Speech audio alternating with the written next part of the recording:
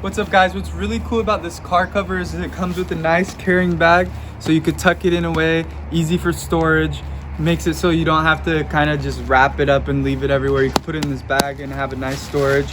And what I also want to talk about is that it has reflectors on it. So if you park your car on the street at night, it's going to reflect the light of their headlights, so that way they're not going to hit your car. So this makes it easy for you to protect your car from the weather, but also protect it at night so that people don't hit you.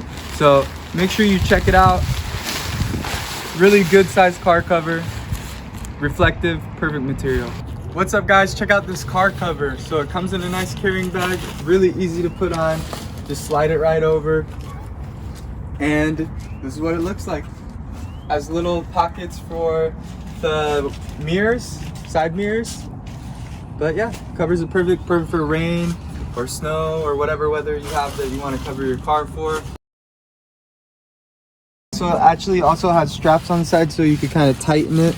And then it also has this clip so you could go all the way down and clip it in. That way you know it's not going to come off with the wind or whatever crazy weather you got. So check it out.